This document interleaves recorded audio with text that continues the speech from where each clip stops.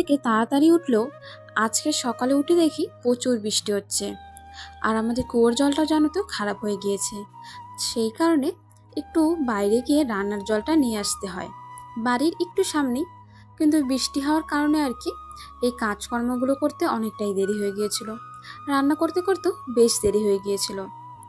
তার জন্য সকালে করেছিলাম আলু আর পটলের একটা তরকারি আর কচু শাক ভাজা, আর কোনো কিছুই করতেই পারিনি।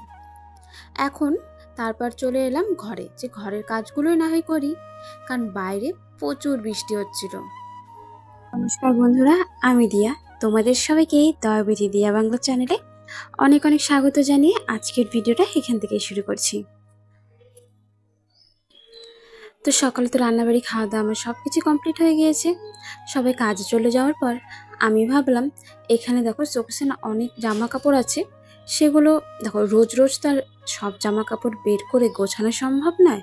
তো মাঝে মাঝে যখন সময় পাই একটু গুছিয়ে রাখি। আজকে যেমন হাতে অনেকটাই সময় আছে, বাইরে বৃষ্টি হওয়ার কারণে বাইরে তো কোনো কাজই করতে পারছিলাম না। তো ভাবলাম বেকার বসে না থেকে ঘরের কাজগুলোই না হয় করি। সকালে চুলটা ভিজিয়েছিলাম কিন্তু আর আঁচড়ানোর সময় পাইনি। দেখো এদিকে তো মোটামুটি কাজগুলো করে নিলাম। আজকে আমি ভাবছি ঘরের যত জিনিসই আছে সবগুলো একটু ওলট পালট করে ঝাড় দিয়ে পরিষ্কার করে নিই, কারণ প্রত্যেক দিন কিন্তু এমন সময় পাওয়া যাবে না। দেখো এর নিচে কিন্তু আমি আমার জুতা রেখেছি, আর সেটাকে একটু গুছিয়ে রাখার চেষ্টা করেছি দেখতে যাতে ভালো লাগে।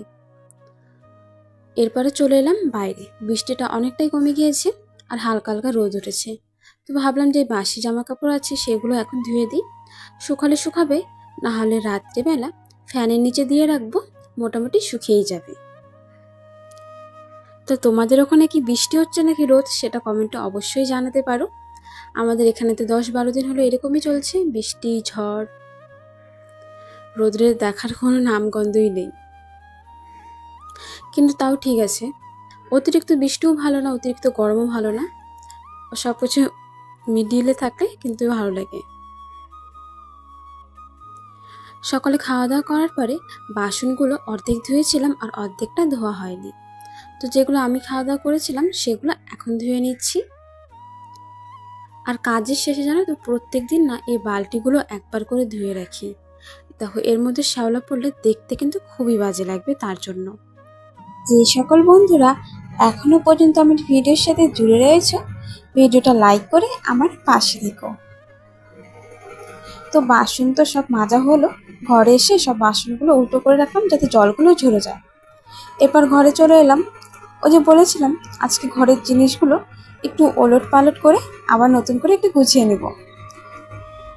এই জিনিসগুলো তো প্রত্যেকদিন করা হয় না, না দেখো পিছনে কতটা ময়লা জমে গেছে। আর এগুলো যদি একদমই পরিষ্কার করা না হয় কদিন পর দেখবো সব কিছু ভেঙে চুরে শেষ হয়ে যাচ্ছে। তাই মাঝে মাঝে একটু চেষ্টা করি জিনিসগুলো সরিয়ে পরিষ্কার করার। এটা কিন্তু আমরা প্রত্যেকেই করে থাকি, কারণ ঘরের জিনিস ভালো রাখা তো আমাদের নিজেদেরই দায়িত্ব।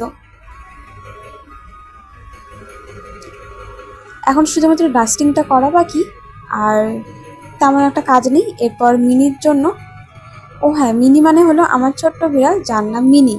তো মিনির জন্য একটা দুধ আর একটা বিস্কুট আনার জন্য যাব দোকানে। তার আগে এখানকার যে জিনিস আছে সেগুলো একটু গুছিয়ে নিই চলো। দেখো এই ছোট ছোট জিনিসগুলো কিন্তু এমনি ছড়িয়ে ছিটে রাখলে দেখতেও খারাপ লাগে, আর দরকারের টাইম খুঁজেও পাওয়া যায় না। তার জন্য এই সাবানের বাক্সের মধ্যে রেখেছি, দেখতেও কিন্তু তেমন একটা খারাপ লাগছে না, ভালোই লাগছে কিন্তু। আর জিনিসগুলো আমার হাতের সামনেও আছে। সকালে ঘুম থেকে উঠেই ঘরটা মুছে নিয়েছিলাম, এখন শুধুমাত্র ঘরটা ঝাড়ু দিলেই সব কাজ শেষ। এই যে মিনি, এই যে আমার মিনি দেখতে পাচ্ছ, মিনির জন্য বিস্কুট আর দুধ নিয়ে আসলাম, এখন মিনি খাবে। তো মিনিকে একটা বিস্কুট দিলাম আর আমি নিজে 2টা বিস্কুট খেলাম, কারণ ও তেমন একটা বিস্কুট খায় না, ওর ভাত অনেক পছন্দ। বাঙালি বিড়াল বলে কথা, ভাত না খেলে হবে। তার সাথে নিয়ে এসেছিলাম 2টা ডিম, হাজব্যান্ড চলে আসছে কাজের থেকে দুপুরে খাওয়ার জন্য। তো এখন তার জন্য ডিম ভাজা করছি, আর আমিও দুপুরের খাওয়াটা এখনই খাওয়া দাওয়া করে নিব। চলো তাহলে বন্ধুরা সবাই ভালো থেকো, দেখা হবে পরের ভিডিওতে, টাটা।